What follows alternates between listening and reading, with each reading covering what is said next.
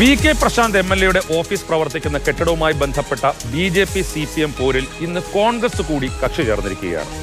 വസ്തുതകളും രാഷ്ട്രീയവും തെളിഞ്ഞു നിൽക്കുന്ന ഈ വിവാദത്തിൽ പക്ഷേ കോൺഗ്രസ് ഏത് പക്ഷത്ത് നിൽക്കുന്നു എന്നതാണ് പ്രശ്നം.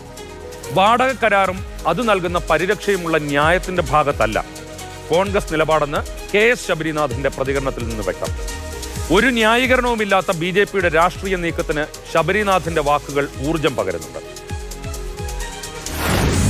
ഇവിടൊക്കെ കൗൺസിലേഴ്സിന് ഓഫീസ് സംവിധാനമുണ്ടോ അത് കൗൺസിലേഴ്സിന് തന്നെ വിട്ടുകൊടുക്കണം എന്നുള്ള ഒരു വിഷയാധിഷ്ഠിതമായിട്ട് നിലപാടാണ് ഇവിടെ പറയാനുള്ളത്. MLA ഹോസ്റ്റലിലെ നീള ബ്ലോക്കിൽ 31, 32 എന്നുള്ള 2 മുറികൾ ശ്രീ വി.കെ. പ്രശാന്ത് MLAക്കുണ്ട്. പക്ഷെ അദ്ദേഹത്തിനുള്ള ഏറ്റവും വലിയൊരു ഭാഗ്യം എന്ന് വെച്ചാൽ ഈ MLA ഹോസ്റ്റൽ സ്ഥിതി ചെയ്യുന്നത് വട്ടിയൂർക്കാവ് മണ്ഡലത്തിലെ കുന്നുകുഴി വാർഡിലും വട്ടിയൂർക്കാവ് മണ്ഡലത്തിലെ ഒരു പകുതിയോളം വാർഡുകൾക്കുള്ള ഏറ്റവും ആക്സസ് ഉള്ള സ്ഥലത്താണ്. അപ്പോൾ ആ മുറി എന്തുകൊണ്ട് അദ്ദേഹത്തിന് ഉപയോഗിച്ചുകൂടാന്നൊരു ചോദ്യമാണ് ചോദിച്ചത്. ശബരിനാഥ് പറയുന്നത് ശരിയാണ്. MLA ഹോസ്റ്റലിൽ ഓഫീസ് പ്രവർത്തിപ്പിക്കാം. പക്ഷേ ശാസ്തമംഗലത്തെ ഓഫീസ് അനധികൃതമായോ നിയമവിരുദ്ധമായോ അല്ലല്ലോ പ്രവർത്തിക്കുന്നത്. 2019 ഉപതെരഞ്ഞെടുപ്പിലാണ് വി.കെ. പ്രശാന്ത് വട്ടിയൂർക്കാവിൽ നിന്ന് MLA ആകുന്നത്.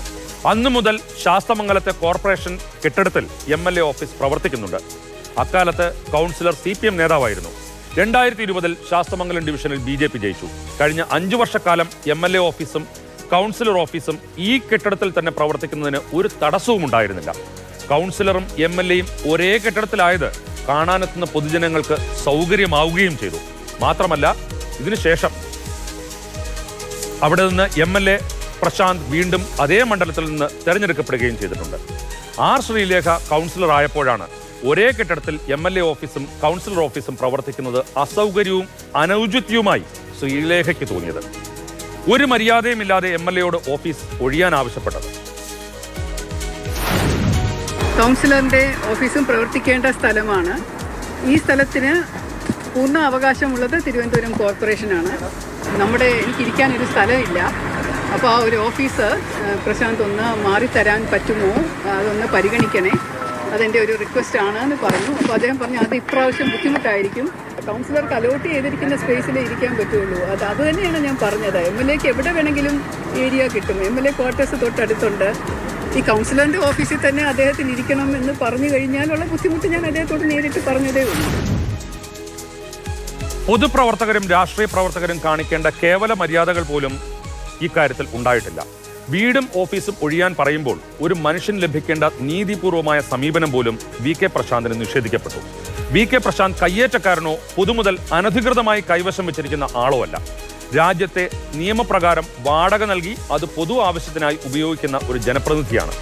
2026 മാർച്ച് വരെ വാടക കരാറിന് കാലാവധിയുണ്ട്. മാത്രമല്ല, പ്രതിമാസം 872 രൂപ വാടക നൽകുന്നുണ്ട്. അത് കോർപ്പറേഷൻ കൗൺസിൽ നിശ്ചയിച്ചു നൽകിയ വാടകയാണ്. Office ഒഴിയണമെങ്കിൽ VK. പ്രശാന്തിന് നിയമപ്രകാരം നോട്ടീസ് നൽകണം. വാടകയ്ക്ക് നൽകിയ തീരുമാനം റദ്ദാക്കുന്നുണ്ടെങ്കിൽ അതിന് കോർപ്പറേഷൻ കൗൺസിൽ യോഗത്തിന്റെ തീരുമാനവും വേണം. അല്ലാതെ ഒരു കൗൺസിലർ രാവിലെ വിളിച്ചു പറഞ്ഞിട്ടല്ല ഓഫീസ് ഒഴിപ്പിക്കേണ്ടത്. അത് ഇന്നാട്ടിലെ നിയമ സംവിധാനങ്ങളെ നോക്കുകുത്തിയാക്കലാണ്. നിയമവും നീതിയും ബാധകമല്ലെന്നുള്ള മട്ടിലുള്ള പെരുമാറ്റം ഒരു ജനപ്രതിനിധിക്കും ചേർന്നതല്ല.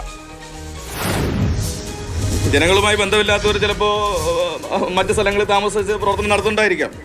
ഞാനതിനെയൊന്നും ചോദ്യം ചെയ്യുന്നില്ല. എന്നെ സംബന്ധിച്ച് വട്ടിയൂർക്കാവിലെ ജനങ്ങൾക്ക് എത്തിച്ചേരാൻ സൗകര്യമുള്ള ഒരു സ്ഥലത്താണ് നിയമാനുസരണം നഗരസഭയുടെ പെർമിഷൻ വാങ്ങി വാടക കൊടുത്ത് ഇരിക്കുന്നത്. അതിൽ ശബരിനാഥൻ ഉൾപ്പെടെയുള്ളവർ അസ്വസ്ഥപ്പെടേണ്ട കാര്യമില്ല. കഴിഞ്ഞ 7 വർഷമായിട്ട് ആർക്കും ആക്ഷേപമില്ല. BJP അത് ഉന്നയിക്കുന്നു, കോൺഗ്രസ് ഇപ്പോൾ അത് ഏറ്റെടുക്കുന്നു. ഇതിന്റെ അർത്ഥം എന്താ? ജനാധിപത്യ വിരുദ്ധമായ BJPയുടെ ഈ രാഷ്ട്രീയ നീക്കത്തിന് കോൺഗ്രസും കുടപിടിക്കുകയാണോ? തലസ്ഥാനത്ത് MLA ക്വാർട്ടേഴ്സ് ഉണ്ടായിരിക്കെ എന്തിന് വേറൊരു ഓഫീസ് എന്ന KS ശബരിനാഥന്റെ ചോദ്യം BJP കേന്ദ്രങ്ങളിൽ നിന്ന് ഇന്നലെ മുതൽ ഉയർന്നതാണ്. ആ നിലപാട് തന്നെയാണ് ശബരിനാഥൻ ആവർത്തിച്ചത്. വാടക കരാറും നിയമവും ന്യായവും വി.കെ. പ്രശാന്തിനൊപ്പമാണെന്നിരിക്കെ BJP നിലപാടിനൊപ്പം നിൽക്കാനുള്ള KS ശബരിനാഥന്റെ ചേതോവികാരം യഥാർത്ഥത്തിൽ എന്താണ്? BJPയുടെ നിലപാടുകളെ പിന്താങ്ങാനായിരിക്കുമോ ഇവിടുത്തെ കോൺഗ്രസിന്റെ സ്റ്റാൻഡ് എനിക്കറിയില്ല. അങ്ങനെയാണെങ്കിൽ അതും അദ്ദേഹം പറയണം.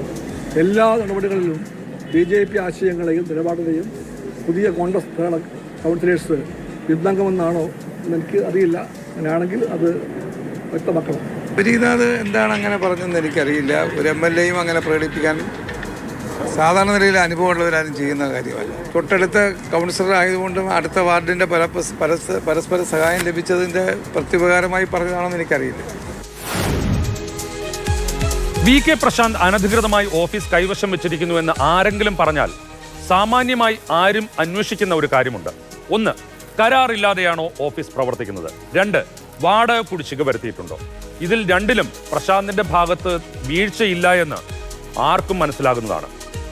ആർ ശ്രീലേഖ പക്ഷേ കാണിച്ച തിടുക്കവും കോർപ്പറേഷൻ അധികാരം കിട്ടിയ ശേഷമുള്ള BJPയുടെ സമീപനങ്ങളും പൊതുസമൂഹത്തിൽ ചർച്ച ചെയ്യുന്ന ഘട്ടത്തിലാണ് BJPയുടെ വക്കാലത്ത് ഏറ്റെടുത്തതുപോലെ KS ശബരിനാഥൻ എന്ന കോൺഗ്രസ് നേതാവ് രംഗപ്രവേശം ചെയ്തത്. മൈക്ക് കെട്ടിക്കൊടുക്കാൻ BJP, മുദ്രാവാക്യം വിളിക്കാൻ കോൺഗ്രസ്. അതാണ് ഇന്ന് കണ്ടത്. ആർ ശ്രീലേഖയുടെയും മേയർ VV രാജേഷിന്റെയും പ്രതികരണത്തിനപ്പുറത്തേക്ക് BJP പോലും വലിയ പ്രതിരോധം തീർക്കാത്ത വിഷയത്തിലായിരുന്നു ശബരിനാഥന്റെ ഇടപെടൽ.